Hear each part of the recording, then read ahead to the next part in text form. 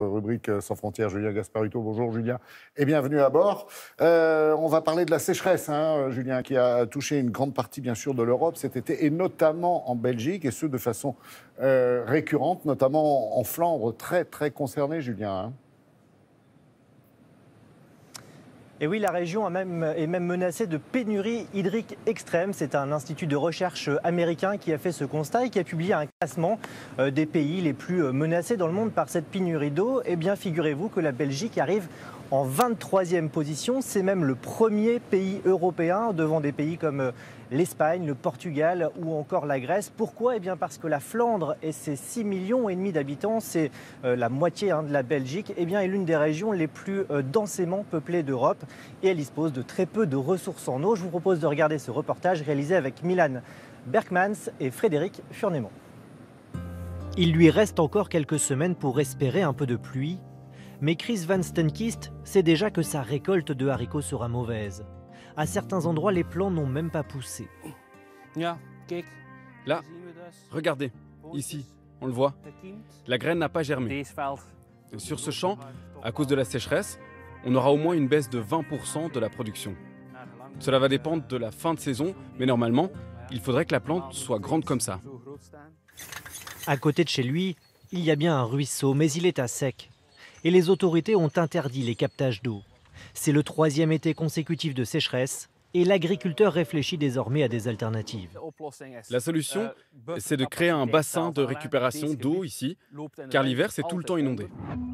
Partout en Flandre, les réserves d'eau sont au plus bas.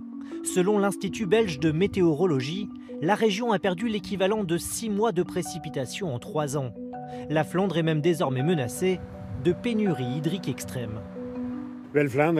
La Flandre est une toute petite région en termes de superficie, mais avec une population très nombreuse. Il y a aussi une très forte activité économique avec des industries qui consomment beaucoup d'eau, et tout cela fait que la demande en eau dépasse l'offre. Alors certains n'ont pas attendu pour s'adapter. Dans la région d'Anvers, l'abbaye de Westmalle. 45 000 bouteilles de bière y sont produites chaque jour. Une industrie très gourmande en eau, 70 000 mètres cubes par an. La société a donc investi dans une station d'épuration pour pouvoir réutiliser ces eaux usées. On est passé de 10 litres d'eau par litre de bière en 2010 à 5 litres d'eau par litre de bière aujourd'hui. C'est très important de travailler là-dessus car l'eau va devenir une ressource naturelle de plus en plus chère. Et pour nous prouver que l'eau est propre, l'un des salariés la boit devant nous. Un tiers de l'eau sert au lavage des bouteilles. Le reste est reversé dans la nature. Dites-nous, Julien, est-ce que vous savez comment la Flandre compte réagir en fait face au phénomène ?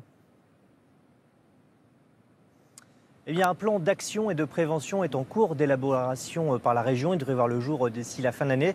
Et puis à Ostende, par exemple, une usine de dessalement a vu le jour pour transformer l'eau de mer salée en eau potable.